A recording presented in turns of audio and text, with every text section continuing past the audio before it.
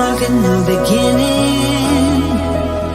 We are the ones of the spoken word. We are the ones who keep the planet spinning. Yeah, yes, one day we will rule the world.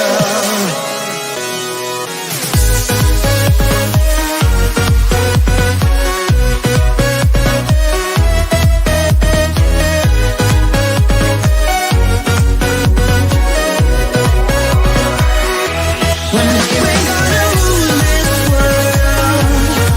We're gonna heal this broken heart. We're gonna rule this world. We're gonna make a brand new start. We're gonna rule this world.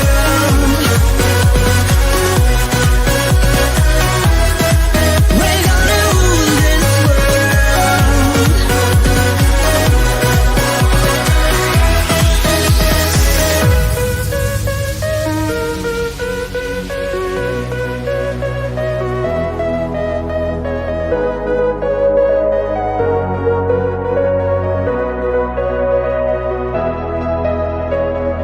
We are the grass and the flowers, the sun and the wind, unto entwined lovers. We are the ones who keep the planet spinning. Yeah, yes, one day.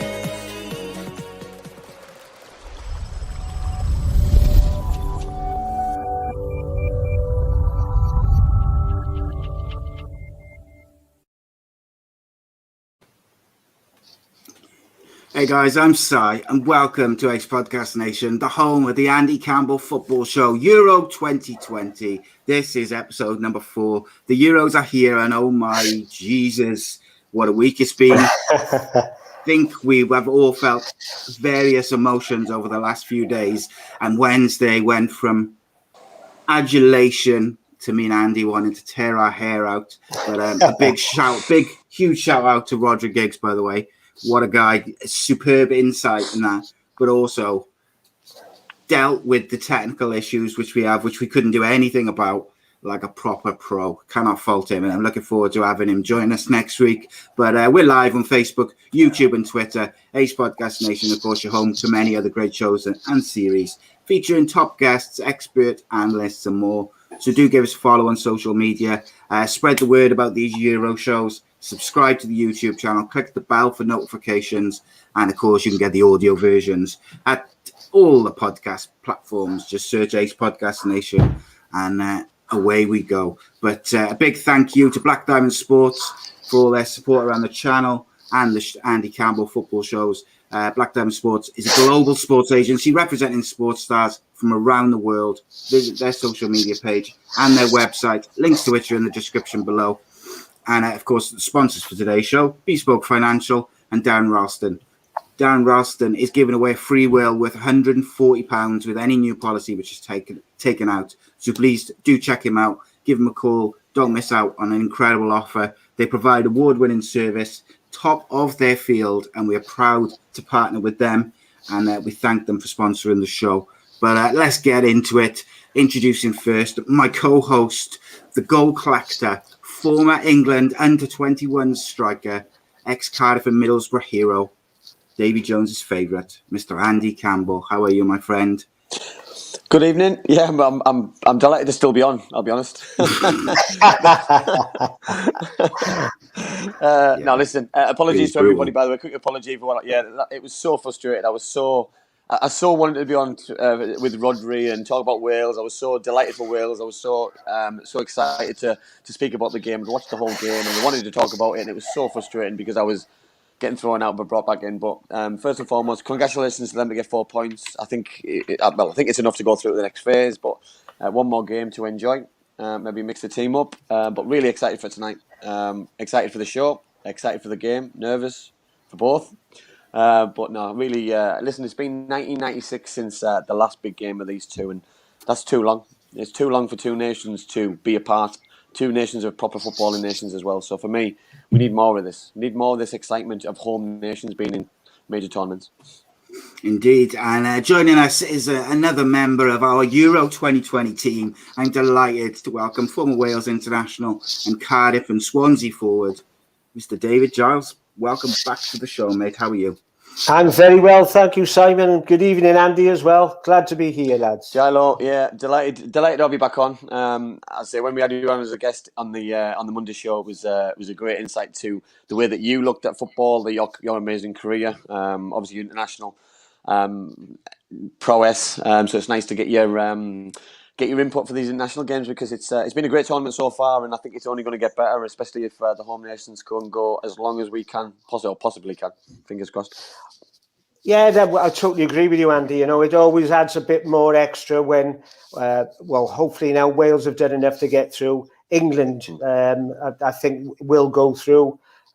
Disappointing for Scotland if they don't. But, you know, we want all our home country to do well. But I'm just hoping it's a great game tonight. I really do. Yeah. No, listen, I totally agree. Me and you, Si, spoke obviously on our practice last night on the Instagram Live, which I thoroughly enjoyed, by the way. I thought it was great. I think we're going to try it again. Not sure when, so we'll keep you updated. But listen, Giles just said it there. It's so important that England, Ireland, Scotland, Wales, I'm on about Republic of Ireland as well, Northern Ireland. Yes. Northern Ireland have picked up. Republic of Ireland have let themselves down over the last couple of years, and they used to be always in the final tournaments. And listen, if there was fans here, tonight's game would be even bigger. It would probably be the biggest game in a number of years. But I'm just hoping, like Giles said, it's a good game. I know which. He's frozen out again, is he, Andy? Frozen, yeah, frustrating. Yeah. Right, okay. Dave, just while we wait for Andy to come back in, mate, I would like to get your thoughts on Wales's performance versus Turkey before we move on to England, Scotland. What did you think of Wales's performance during the game?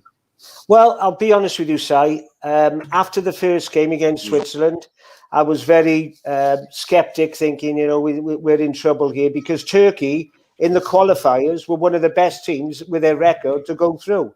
But I have to say, my God, our Welsh boys give such a performance. Andy will tell you, you're playing in basically Turkey's backyard. There's 30,000 Turkish fans there, a couple of hundred Welsh fans. What they'll be saying, or what the manager of Wales will be saying, is trying to keep them quiet for 20 minutes. We shut up Turkey from the moment the game kicked off, and we should have been, at easily two, could have been more up in the first half. But I thought we were absolutely magnificent, and I was very proud, very passionate to watch that game. And so, yeah, as a Welshman, you know, it makes the hairs on your neck stand up, and especially when, after what our lads did in 2016, there's a lot of young players in this team, especially in defence, and they need time to settle down. But my God, they came of age against Turkey, and they done us proud. I have to say that. I totally agree. Gilo, how important is it to shut the crowd up? You just said there about shutting them up and having a good start, because there was 35,000 Turkish fans in the ground. They're very hostile fans at the best of times. But if Wales didn't start well and they had the upper hand, it's hard to get your foot in the game, isn't it? You know, I mean, you've been there in hostile grounds. Tell the viewers how important it is to start as well as they did. But it's massive, and I was lucky enough. I played against Turkey twice, and when we played them away in Ankara, I always remember we got to the stadium 2 hours before the kickoff, and it was packed. It's probably about 50,000 Turkish fans in there. Very quiet, all quiet, and there was this guy in the middle of the pitch with a drum. He'd run to the one end, bang, bang, bang, and they'd all go, yeah! Then he'd run down the other end, the four corners, then he'd do this dance in the middle of the pitch. The noise and the atmosphere.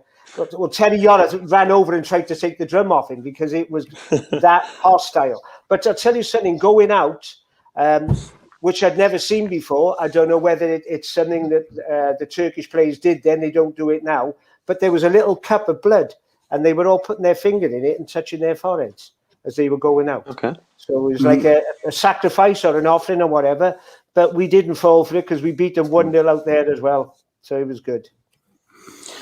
So obviously we haven't spoken about this, but about the heat. You know what I mean? I know the England game on Saturday was very warm, but Baku is just at another level. But it's not the same for everybody. You know what I mean? Italy played 2 games in cool heat on 8 o'clock kickoffs. Wales have played 2 games. Yes, one later on in the evening, but one in peak heat in Baku. Is it fair that everyone's not having the same conditions throughout the tournament, or will that even itself out throughout? No, I think no, Andy. I think it's wrong that some teams, like you say, that some of the sides that are playing their games in their home countries are not dealing with the heat. And in all fairness, Wales the other night, the way they kept running, the way they kept going. You know, Aaron Ramsey. Everyone talks about Aaron Ramsey as a great attacking player. Took his goal fabulously well. He made so many interceptions and tackles deep in our half. So he's working his socks off up and down, the same as Bale. How we cope with that heat was brilliant. But Turkey are used to that heat. I personally think Turkey bottled it. That's what I think. Where they thought we were going to bottle it, I think they couldn't handle the pressure of crowds being there again. Turkey were one of my tips before the tournament for like one of the sort of underdogs who might do well. I just think their big players just didn't turn up ultimately. Honestly, it's just one of those things, isn't it? I just really think they didn't turn up their big players. Yeah, Andy will tell you, Si, listen, you look at a team sheet, you know, the first time I played for Wales against England, and you, my God, you know, like Kenny Sanson, Phil Neal, Glenn Hoddle, Ray Wilkins. These are all world-class players. But names on team sheets don't mean anything. When you get out on the pitch, that's when you do it. And if they're not up to their game, or they think, oh, we got an easy one here today, they can catch a cold. And I think, Turkey could have come across that way, thinking a bit complacent, we're going to turn these over, and it worked the other way, that Wales were up for it and ready. 100%. They've got a massive game tonight. You can look at the other way, Si. Yeah, go. You can look at the other way. Imagine Turkey's coaches talking to their players and looking at the team sheet. You've got Daniel James, Man United. You've got Gareth Bale, Real Madrid or Spurs. You've got Aaron Ramsey, Juventus. You've Keith from Cardiff City.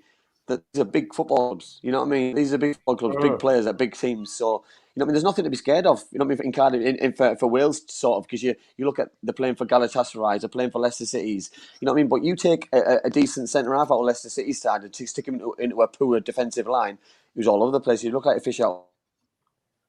That's right, Andy. No, that's right. You know, it's and yeah, you're right. The lad that plays for Leicester, you wouldn't have thought he was a Leicester City centre back with the performance he put in against Wales, because Kiefer Moore ran him ragged. He was all over the shop.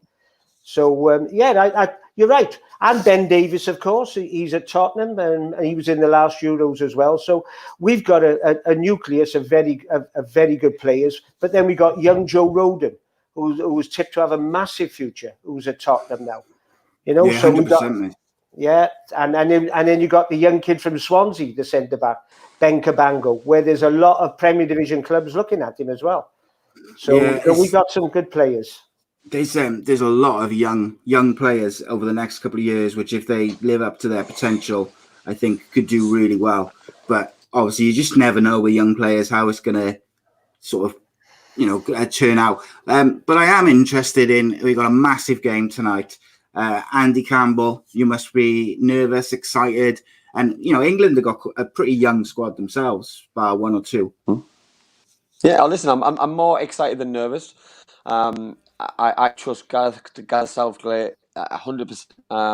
I won't doubt him until after the final whistle about team selections. I won't comment on he's picked the right team, he's picked the wrong team, because whichever team Gareth puts out is the right team for England, in my opinion, because he's a manager. He's made 2 changes tonight. He's put Luke Shaw in at left back, which gives us more balance. I don't think it makes us any better. I don't think it makes us any weaker, but gives us more balance. He's put James in at right back instead of Kyle Walker. Does it make us any better? No. Does it make us any weaker? No. I just think it gives us different options. I think Scotland, you're going to go 4-5-1, which will make them a little bit more defensive. Tierney's back. I think going to play centre half next to Robinson, and Hanley will play centre half. And listen, it's England's job to break them. Harry Kane turned up on the big stage like Aaron Ramsey and Gareth Bale did on Wednesday night. Harry Kane's under severe pressure tonight to turn up and put a performance in, because he was very poor at the weekend. He didn't touch the ball. He didn't have any shots. He was very laboured. And for an England captain and for England centre forward to be like that on the biggest stages is not a normal thing, because the Alan Shearers, the Wayne Rooney's, the Gary Linekers, we've been inundated, and Harry Kane's never been like that for me for England. He's always led the line really well, and he was very quiet. So I'm hoping we get a British performance out of Harry tonight, a captain's performance out of Harry, and hopefully a goal or two, which will set us up for the next stages. Gilo, do you think with Harry Kane, some of that is because he just hasn't played a lot of football this year? He's had, some really bad injuries, some really niggly injuries. And I just think that maybe with, it was quite hot on the weekend, even in England, maybe it was just him finding his feet again. First and foremost, I don't think Harry Kane is a leader, is a captain. He's an outstanding player, and he'll probably break the world transfer record when he eventually does go, because we all know his record of scoring goals is second to none. But as Andy says, it's an old saying, it's an old cliche. I know I'm an old pro, but you're only as good as your last game. And that'll always be for me. And Harry Kane on his last game really didn't turn up. So, yeah, he's had injuries. He's a world-class player, though, Si. Look, you shouldn't compare him, but look, Ronaldo, he does it week in, week out, club level. He does it every game for Portugal, and they're the standards that Harry Kane should be looking at and trying to follow. But Andy mentioned about some of the England captains. Another one who I thought led the team England brilliantly was Brian Robson. He was the absolute one of the best captains, other than Bobby Moore, I think England have ever had. So Harry Kane, just do your job. I don't think it's being a captain of the team anymore, Andy. When you played, even when I played, someone would point fingers at people and say, hey, knock that off, do this, do that. But they don't seem to do that now. It's just a figurehead, really. Yes, he's England's best-known player. He's a world-class player. But like Andy said, he has to perform tonight. Yeah. Andy, where do you think are the most... What do England need to control from a Scotland side? Like, what do they need to look out for just to make sure there isn't any slip-ups? Because, on paper, England should win comfortably. But as you know, it's a derby game, so you do never know. Scotland are going to be bang up for it. Who are the players that they need to watch, do you think? I think you've got to look at the midfield. For me, I've always said Scotland have got a very good midfield. Obviously, Gilmore's playing. You've got McTominay and you've got Hugh McGinn. I think it's England's job to keep those quiet. I think it's England's job to keep them as far back as you possibly can. So for me, the three most important players on the pitch are your Raheem Sterling, your Foden, and your Mason Mount. If we can keep them as high up the pitch as we possibly can, we can dominate the game. We can switch the ball from right to left. The fullbacks bombing on, overlapping. I go back to '96 and Alan Shearer's first goal. Against Scotland in the first half, we were probably limited. We were laboured. We were getting frustrated. And then all of a sudden, Gary Neville came on, was overlapping. Fullback got across him for Alan Shearer at the back post, and that's what they need to do tonight. And I believe that's why they've gone a left-footed left back and gone for a more attacking right back in James, and for the overlapping, more for the up and down, for the legs, for the fitness, because Scotland are going to sit. Scotland are going to try and frustrate, and what England can't afford to do is go gung ho and leave gaps. If England are patient and move the ball. If England get an early goal tonight, it's game over, and it could be very embarrassing for Scotland because of the way the potential going to set up. If England get frustrated and Scotland get anything early doors, they can hang on to it for as long as they possibly can because the players have got set up. Listen, we're talking about Premier League footballers. You've got your Robertson, your Tierney, Celtic, Arsenal, Liverpool, your three centre midfielders I've just talked about. They've got a very good goalkeeper in Marshall. Yes, he's probably lacking a bit of confidence after what happened at the weekend, but listen, he'll want to keep a clean sheet tonight. It's the biggest game in Scotland's history tonight, and they'll want to make history. They'll want to reminisce of Scotland fans swinging on crossbars and over. They'll want that night. They'll want to rewrite history, but the players can do it. And England have got to be wary of that. England have got to do a professional job, and Gilo just said it there about Harry Kane. Everyone doing the job, and that's from Harry Kane all the way through to Jordan Pickford. And if everyone in the England boys do their job and work as possibly hard and listen to the manager and do the job that each of them has to do, I think it'll be a comfortable night for England, or it should be.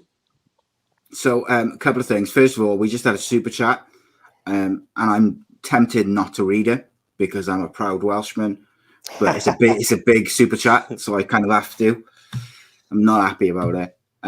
Gaz sent in a £15 super chat, and he said, "Si, this is for you to say, come on, like England, it. bro." Yeah. I love it. I love Well, it. Gaz, A bit you've of confidence, Gaz. already sent the money, so I've already got the money. So, come on, England.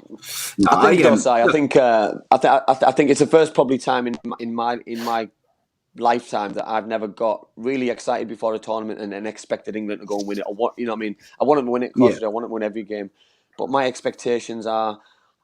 I understand football a little bit better than I did when I was younger, and even when I was a professional. I look at the world-class footballers now, and there's too many players within this tournament who can hurt you, and there's too many players tonight who could hurt England if they don't all do their job properly or turn up. You know, I'm on about the Harry Kanes, because if Harry Kane doesn't score again tonight, and Raheem Sterling doesn't score, for example, where are England's goals going to come from? People are saying about Scotland's goals. Where are England's goals going to come from if Harry's not scoring? You know, so we're not a one-man team. Of course we're not, but do you think it's a massive game for Grant Handley? He was terrible on the weekend. He's just got promoted, and now he's got to mark Harry Kane. He's got to have the sort of game that the likes of Joe Morrell and Meepham and some of the others and Connor Roberts, who took a bit of criticism again in the first game, and they had to have the performance of a lifetime because the manager kept faith with them, and as was proved right. So, Grant Hanley's got to do the same for Scotland this week. Today, because I thought he was really poor in the first game, and he's marking someone who's much better. I agree. And is he up for it? Oh, listen, soon find out.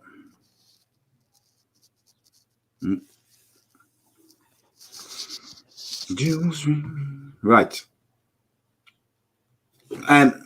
So, Gilo, what can Scotland do to beat England, do you think? Well, you're back.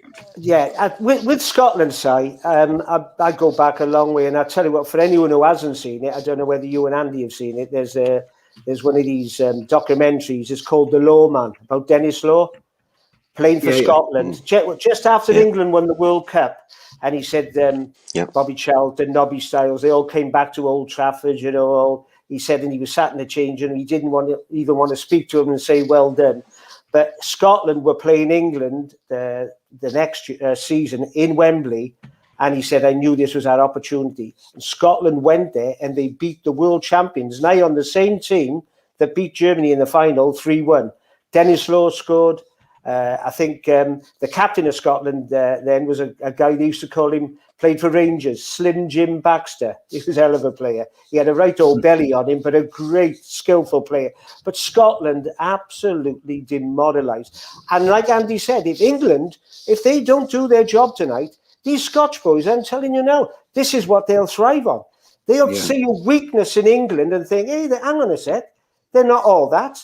They're making mistakes. They're not that good. And all of a sudden you start getting in amongst them and they get a bit of confidence. That's what England have got to do, is not let Scotland settle. And I agree, if England do score early, it could be a rough night for Scotland. But the longer it goes on 0-0, they've got a chance.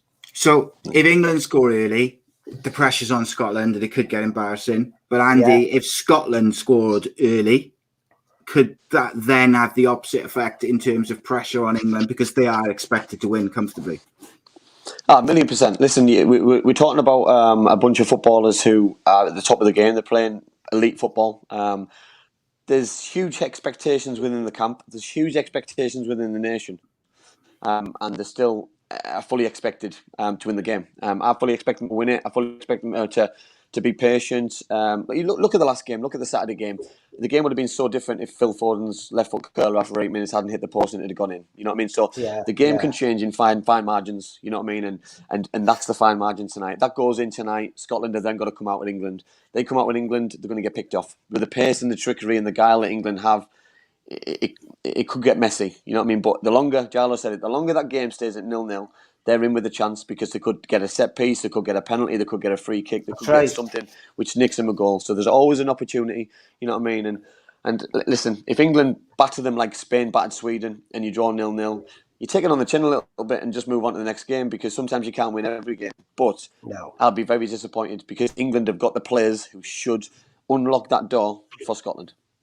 Should do, yeah. Here's a question for you. I'm just trying to get. Geraint said Harry Kane could play rubbish every game and England would still pick him. Here's a question then, and as an Englishman, if Harry Kane plays like he did in the first game and he's non-existent, barely has a touch, but also when he does get it, he doesn't do too well and has a bad game, would you drop him for the third game? I personally, I would. Yeah, listen, because try and get him those goals in that game, which probably won't matter. No, I think the players should be awarded on performance levels alone. And Charlo said it earlier on, you know what I mean? And that was the way that I was judged. You're only as good as your last game. And if you don't perform, someone else takes your position. And you've got people like Rashford who deserves to play. You've got Calvert-Lewin who's had a fantastic season. And we're on about unearthing these players who deserve a chance. You know what I mean? Wayne Rooney got unearthed in a tournament, a European tournament. These kind of players are itching for the chance and opportunity.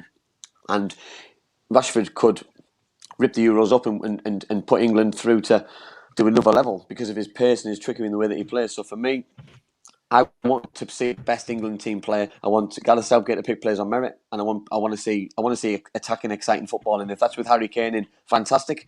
If it's not with Harry Kane, then so be it. Yeah, I think. What's interesting? I said before the tournament, England have got the most depth out of any other nation in the tournament, and I think the fact that they can afford to not play Marcus Rashford really does show that. Like, how far do you see England being capable of going? They're capable of going all the way, Si. They're that good. They got an abundance of players, of talent. And again, like Andy said, if Harry Kane is not doing it, God, what a replacement to come in. Marcus Rashford.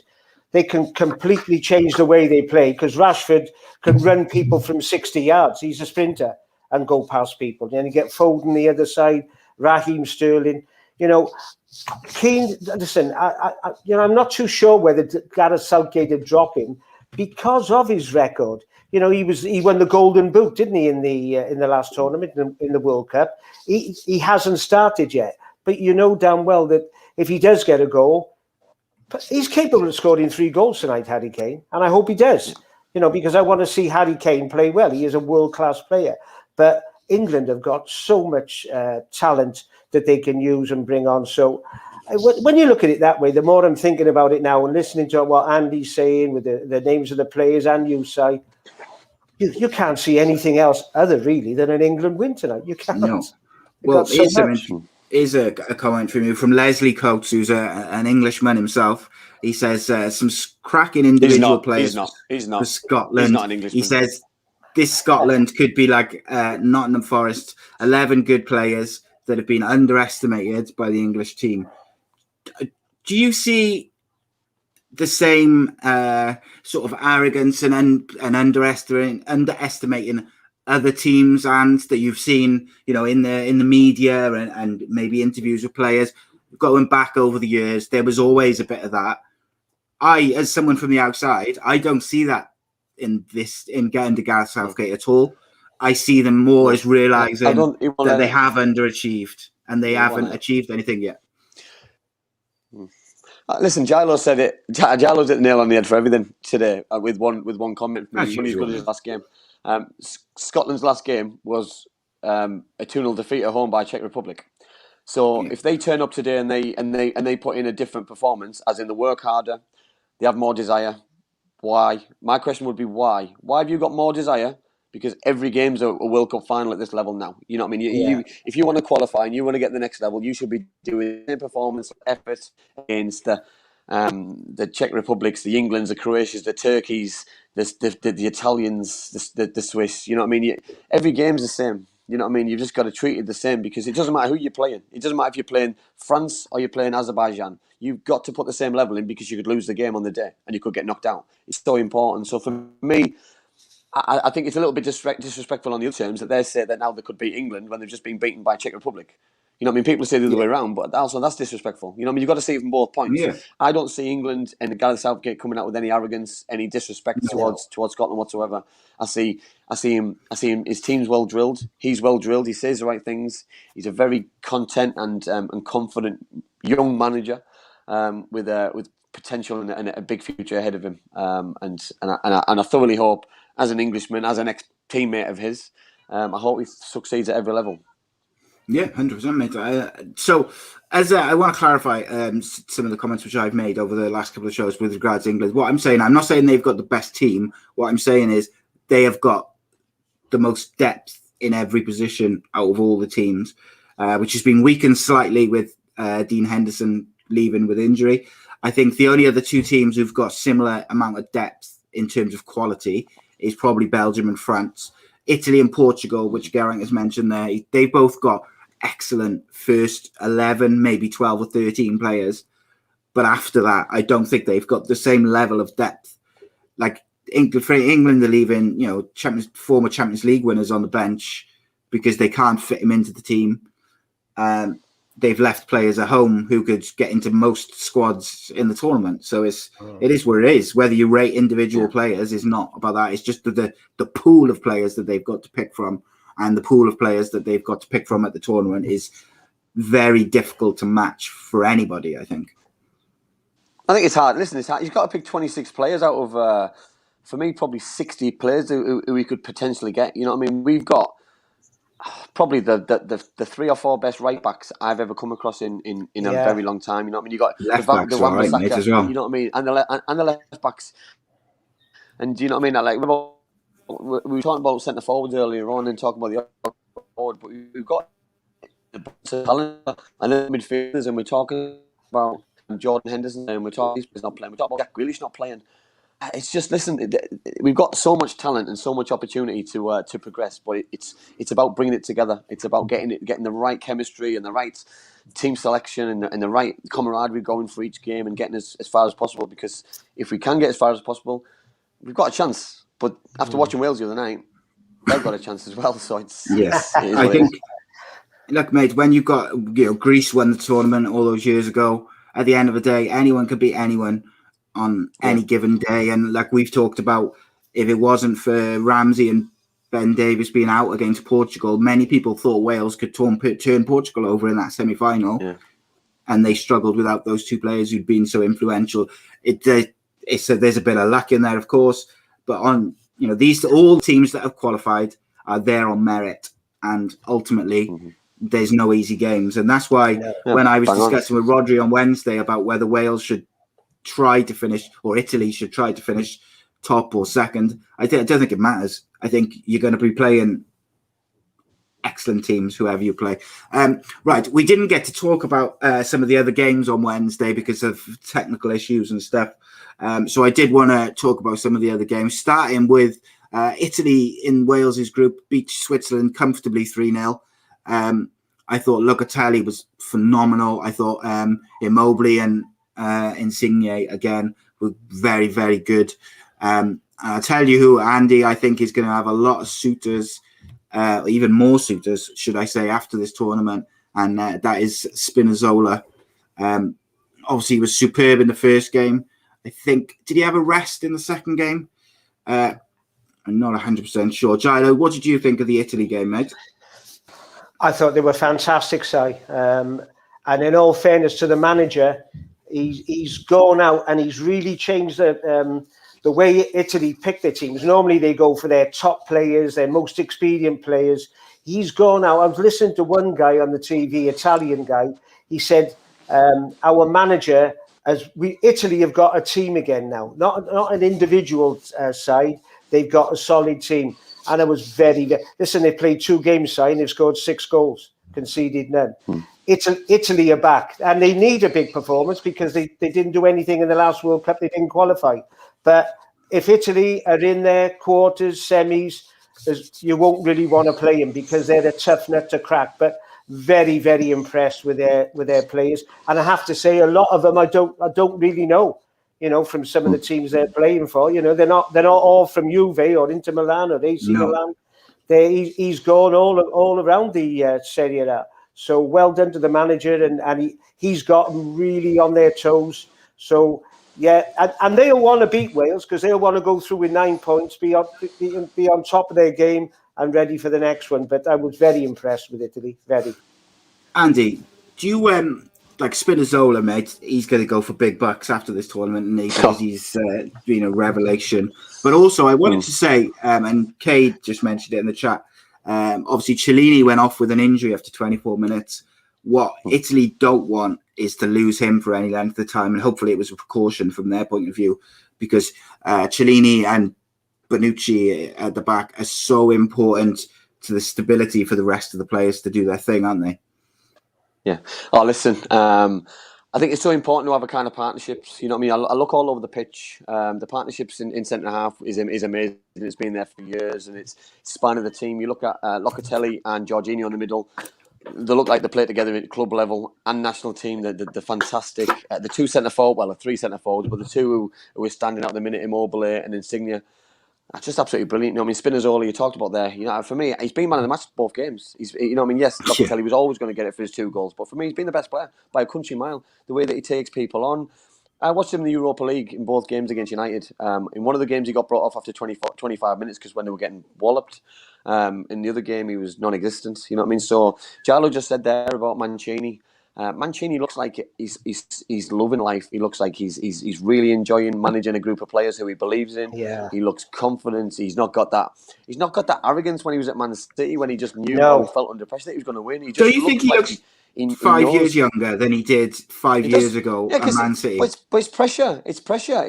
He hasn't got that pressure. He's picked a group of players who he believes in. He's not got the pressure from probably above. You know what I mean? Yes, he's got the whole nation behind him, but I mean they're behind him. And Giallo said there, Italy are back. Yeah. You know what I mean? But they're back. They're back because of the manager and the manager picking the right players. I think they're one victory away from breaking a record of 19 consecutive victories. So you know what I mean? They'll want to win that game because of it. You think though, mate? Like I look at their bench. There's a lot of good players, but I think you do need you need some, don't you? Because there will be injuries. Well, someone will get suspended for a couple of yellows. You do in terms of if that happens, but some teams always get lucky. And if Italy get lucky and they can keep that team, they'll be dangerous. And I believe it could be very dangerous. If they get the right draw in the right places, no one will want to go to Italy and play Italy in their backyard because the atmosphere was very good. You know what I mean? They just don't give anything away. Yeah, but the goalkeeper for me is, if he's not the best in the world now, he's going to be the best in the world. You know what I mean? So he's 23. They've got everything going for them for me, and it's quite scary. If Italy now, I mean, for me, in the next 8 years, Italy will win a World Cup or a Euros in the next 8 years, definitely. Yeah. Gilo, what did you think of Switzerland? They'll be very disappointed to follow up a good performance against Wales. And then, you know, I thought they were quite tepid. They didn't do what they did well against Wales. They didn't do against Italy with the high press, keeping the ball well. I thought they gave it away quite easily. You know, a lot of that stuff they did so well against Wales, they didn't do against Italy. Or were Italy just better than Wales? The quality of the team side. Yeah, Italy they were better than Wales. And listen, I'm a Welshman, but I put my hand up and say Switzerland probably edged it on the night, and they'll be disappointed they didn't beat us. But I'm delighted they didn't, and we got a point. But Italy, a different animal. They make you make mistakes, Si. You say they give the ball away. The Italy players will close you down. They'll show you angles where they want you to play, and then people come in and nick it. So that's what they're good at. I think, you know, Mancini, as Andy said, I really, really like him. I think that he's just got that quality about him. The Italian people love him. He's not bothered about Italian press. He's picked a proper Italian team of lads who roll their sleeves up for Italy, and they got a big heart, and they will do well in this competition. So listen, we spoke about Italy before in the first game about how hard they worked, their work rate, their desire to keep a clean sheet, their desire to close the ball down. I'm on about 95th, 94th minute. It's scary how much desire they've got to win the football match and keep it going and keep a clean sheet. You know what I mean? Yeah. People talk about the Germans being good defensively. The Italians it's going to take a lot to break them down. Yeah, 100%. So next game, Belgium, Denmark. Denmark scored an early goal, but Belgium brought on the big boys second half. I really feel for Denmark because as we've discussed at length, that Finland game should have been played at least the next day. Then you just don't know if they would have still lost it because I think they're a better team, and they showed against Belgium they're a better team than Finland. But ultimately, Denmark are probably going to go out now because they lost the first game, they lost the second game. They can only get 3 points. They may sneak through if they could win their last game, quite heavily. They might sneak through as a third place team, but I think it's going to be very, very difficult. I thought first half Denmark were excellent.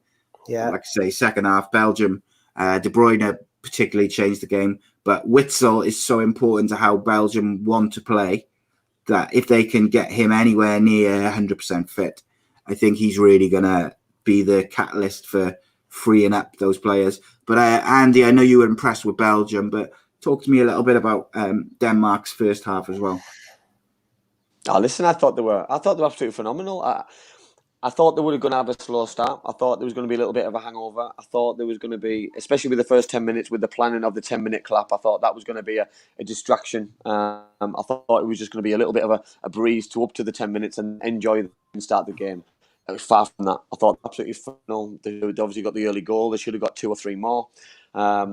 Quite fitting, by the way, the clap at 10 minutes. I thought it was phenomenal, fantastic by both sides, by the supporters, the referee, everybody involved. Absolutely fantastic, yeah, brilliant, and just so fitting for a phenomenal person, a footballer. But they carried it on. They had the enthusiasm, they had the effort. Yeah, which is great, But he'll watch that game yesterday with so much frustration as well, because he would have made that difference, I believe. With his quality in that final third. That's what they lacked. They lacked that final thrust in the box or the final ball into the centre forward area. But listen, when Belgium can change things at half time and bring on such a player like Kevin De Bruyne, it changed the game straight away. He had an assist straight away. His goal was fantastic.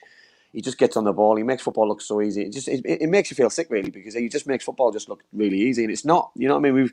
Everyone who's played the game knows that it can be a slog, but he just makes it look like a doddle and a walk in the park. 100%. Gilo, Belgium, one of those teams I mentioned, who've got phenomenal depth. So when you can bring on Eden Hazard and Witsel and De Bruyne, that is some list of players.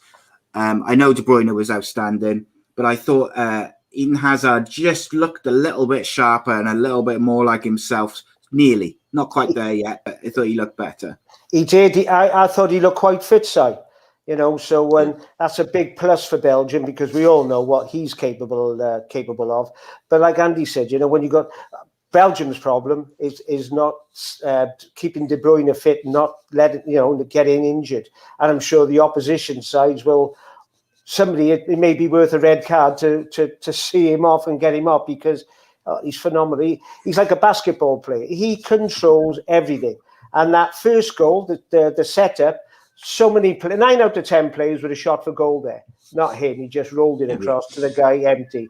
And then the second one, on an angle, left foot. He probably had 2 yards to beat Kasper Schmeichel. He's gone past him with blistering pace. The guy he's an absolute genius. He is an absolute genius. And like Andy said, you just love watching people like that. You really, really do. And if he's on his game, they keep him fit, he doesn't get injured, then Belgium can go as far as they want. Hazard will have to play the next game, though. Hazard will have to go and play the next game. Yeah. They've got 6 points now. It's a free game. Yeah. And Witsel, I believe, needs the same. Go and try things out, and I think that's what makes but this is what makes Belgium dangerous now, because now they can plan this, they can look ahead, and they can really shape things for how they want it, because De Bruyne needs more minutes, Hazard needs minutes, Witsel needs minutes, Courtois can be rested, they can rest a few players who had knocks with the yellow card, so they're in a really good position now. Yeah. 100%. 100%. So next we had Ukraine 2, North Macedonia 1. I was gutted for North Macedonia because I just wanted them to win one game, and it doesn't look like they're going to. But I'm delighted for their fans that they've managed to bag themselves a couple of goals while they've been in the tournament. And the GOAT, Alioski, still going is great to see. But what do we think of Ukraine? Ukraine and Russia in the previous Euros had a very aging squads which didn't do too well. Like Andy, what were your thoughts on Ukraine so far in the tournament and this game specifically? Obviously they played against Holland the first game. I think defensively they're very suspect. Going forward, you see the Yarmolenko, he's got 2 goals in 2 games. cuts in from the left. He's a threat. He plays well for West Ham. He's a Premier League footballer. So, you know what I mean? He can't be taken for granted.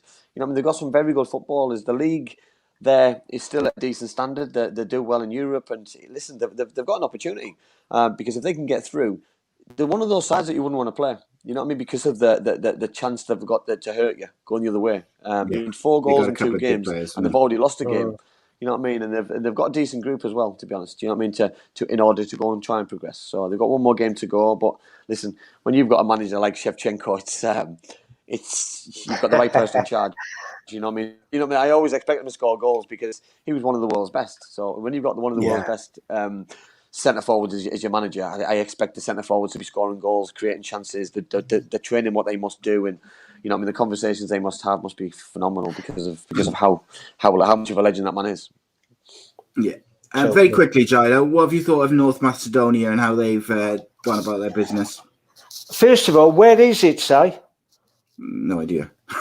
I will find out now. It's in Europe. I know how much. Yeah. Just next to Macedonia, I think. Just next to North Macedonia. So is North Macedonia is it not Yugoslavia way that way?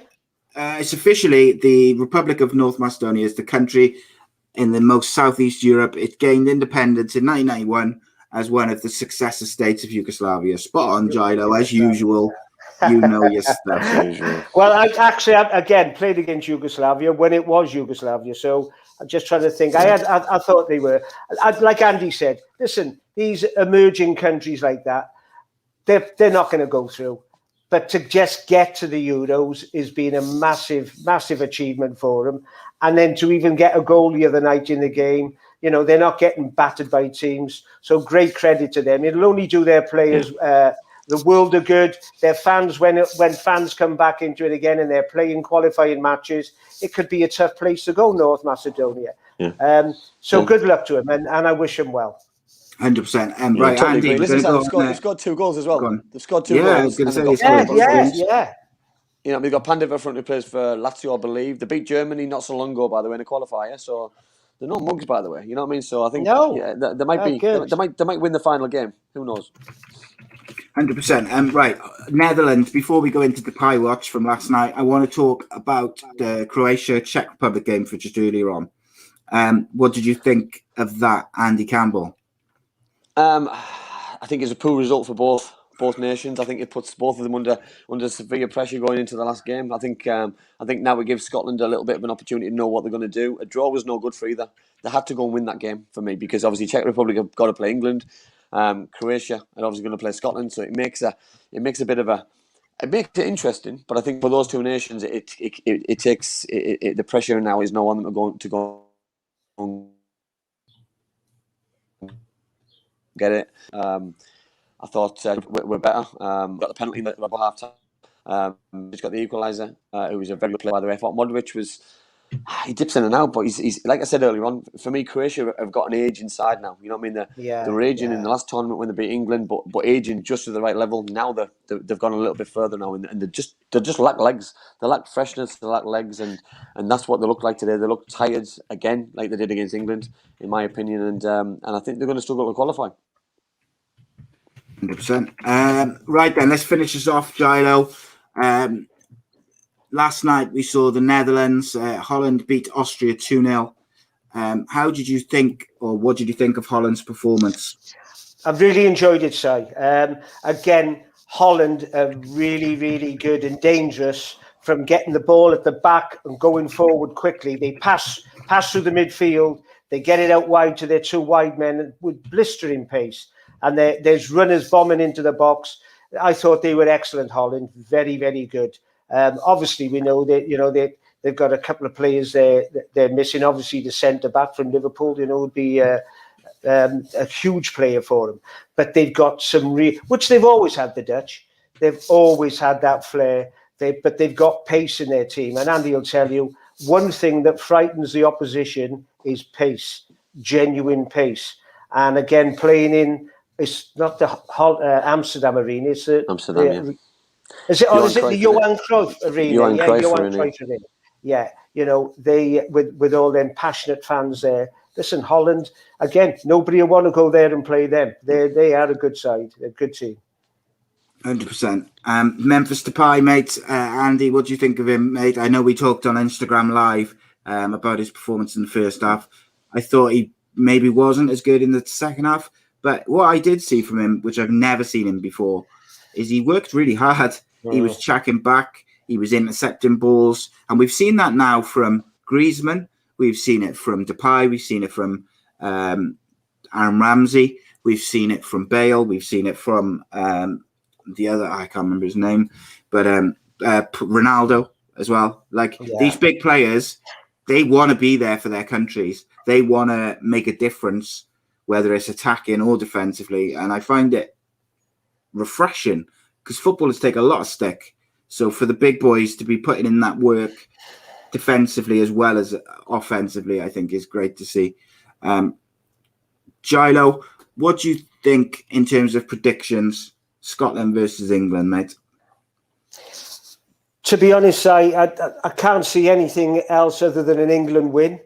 I'd be very surprised if it was a scruffy 1-0.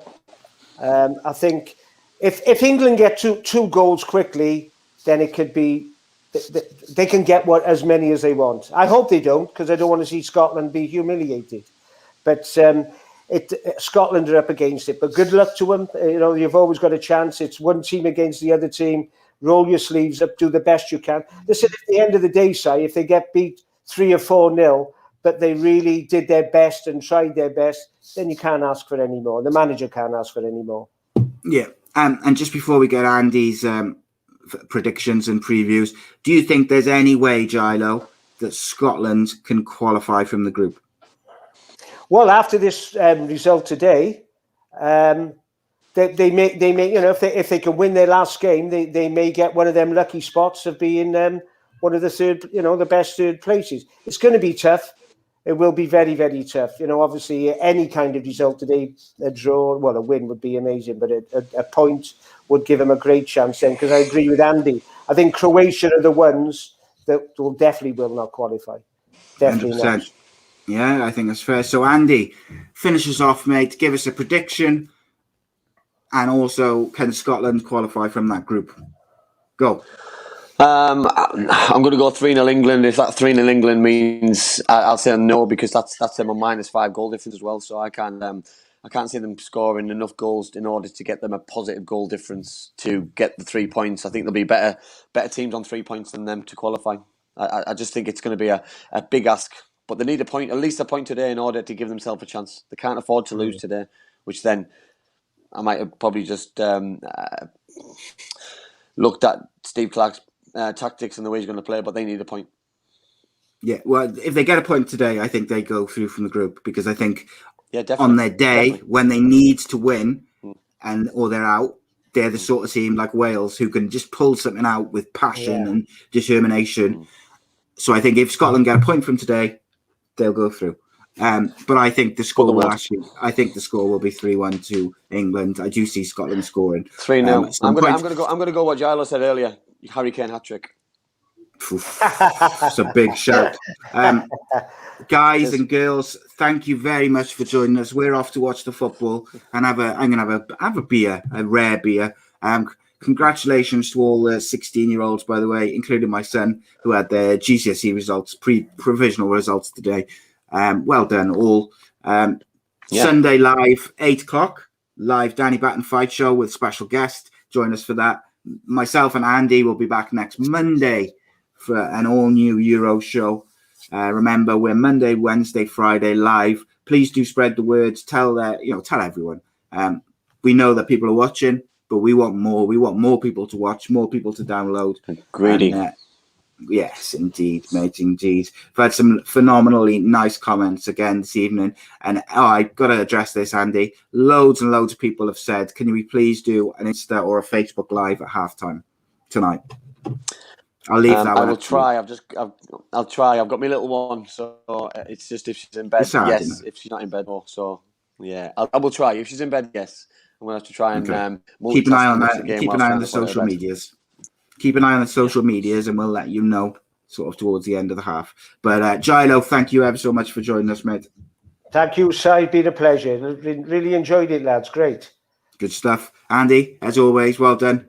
See you soon. See you Monday. See you Sunday, hopefully, guys. Check out Danny Batten Show because it was really good last week and we got another top guest. Cheers, guys. Bye.